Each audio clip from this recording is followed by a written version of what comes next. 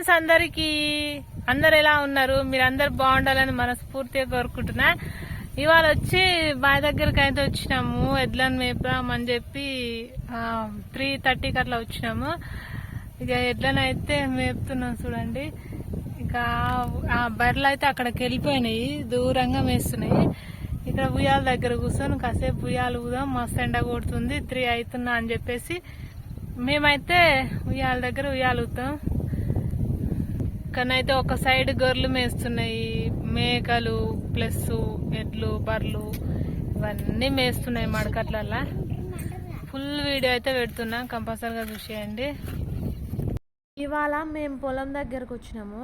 ఎందుకంటే అసలు 3:30 అవుతుంది. ఈ టైంలో పొలం దగ్గరికి మా ఆయన అయితే తీసుకొని వచ్చిండు. ఇక మా చిట్టలు అయితే పొలం దగ్గరకు వస్తా అని రోజు మారం చేస్తుంది. ఇక చూడుర్రి, ఇక మా వాళ్ళు అయితే పొద్దుగాలనే ఎడ్లనైతే మేపి ఇగో ఇక్కడనైతే ఈ చుట్టూ ఫినిషింగ్ ఉంటుండే, అందులోనైతే ఎడ్లను తోలి ఇక ఇంటికి వచ్చి కాసేపు రిలాక్స్ అయ్యి మళ్ళా 3కి అట్లా తీసిరన్నట్టు. అంటే లోపల మొత్తం మేసే పొలం ఉంది. ఇక మేము వచ్చినాక ఇక వాటిని చెరువు ఉంటుంది దగ్గరనే కుంట అన్నట్టు, అందులోకి అయితే తోలుకొని పోదామని చెప్పి బర్రెలు అయితే ఎండ మస్తు కొడుతుంది. 3:30 అయినా ఎండ అయితే కాస్త కూడా తగ్గలేదు. ఫుల్ అంటే ఫుల్ ఎండ కొడుతుంది. వాటిని కాసేపు అలా నీళ్ళలోకి తోలుకొని పోతే అవి వాటర్ తాగుతాయి, ప్లస్ కొద్దిగా చల్లబడతాయి అని చెప్పేసి అక్కడికైతే తోలుకొని పోతున్నాము. ఇంకా ఒక్క వైర్ అవుతుంది, అది తీయలేదు. కొన్నిటికైతే కూడా రావట్లేదు. ఇక ఫైనల్గా చిన్నగా అవి తీసిన తర్వాత లాస్ట్కి అయితే ఒక బర్రె అయితే వచ్చింది అన్నట్టు చూడండి. ఇక లాస్ట్కి ఆ వైర్ది మొత్తం తట్టించుకుంది బర్రె అయితే. ఫైనల్గా దానికైతే వైర్ తీసిన తర్వాత ఇక బర్రె బయటకు వచ్చింది అన్నట్టు చూడండి. మళ్ళా ఊకే దానికి మొద్దుకైతే తడుతుంది.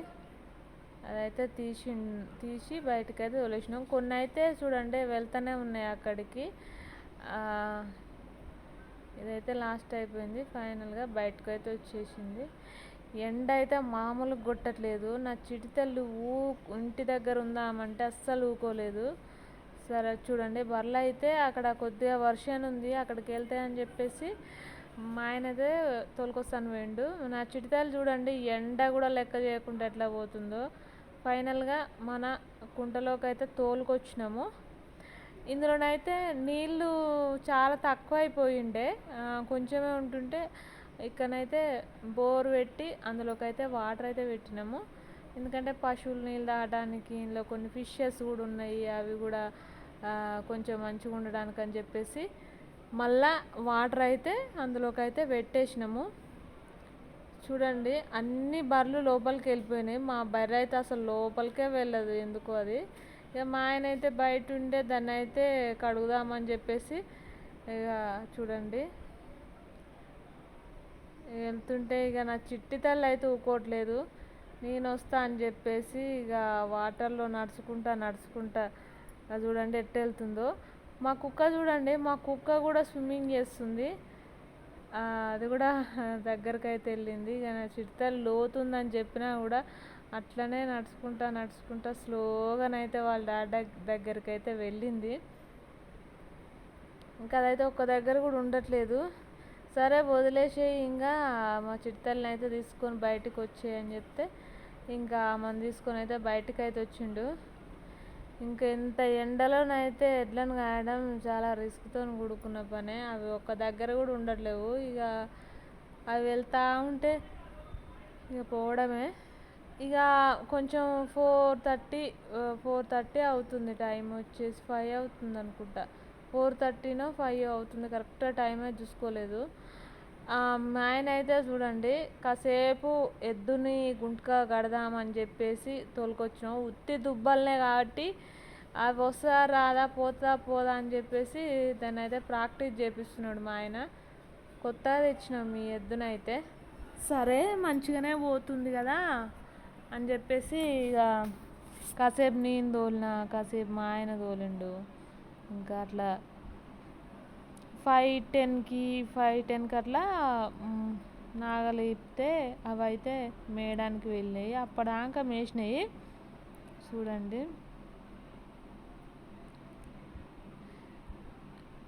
ఈ సీజన్ గుంటకల టైం అయిపోగానే అమ్మినాం అన్నట్టు. ఇప్పుడైతే మళ్ళా తీసుకున్నాము ఎద్దుని.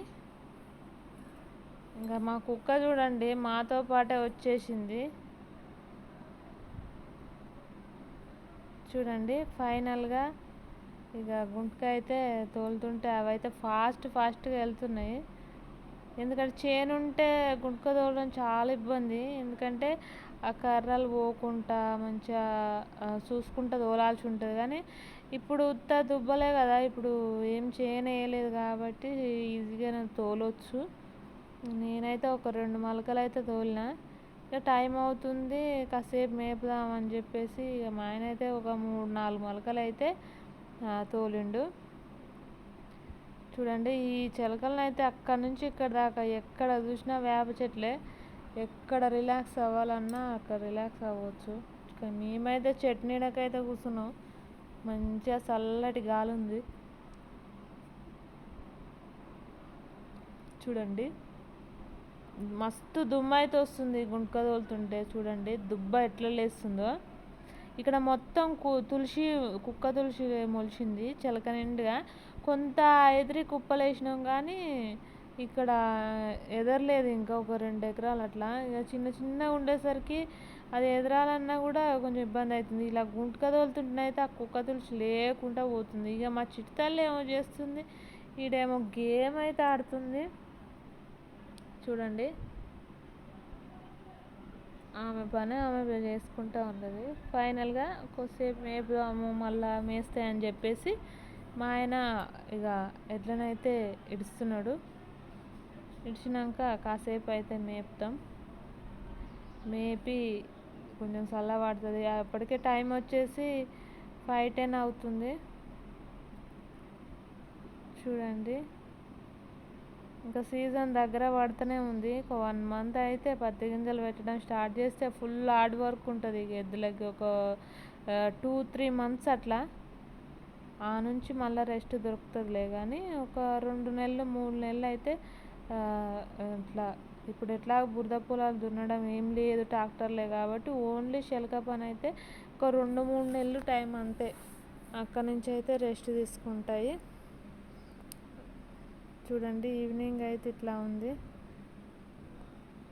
ఓకే ఫ్రెండ్స్, వీడియో నచ్చితే లైక్ చేసి మన ఛానల్ అయితే సబ్స్క్రైబ్ చేసుకోండి. బాయ్.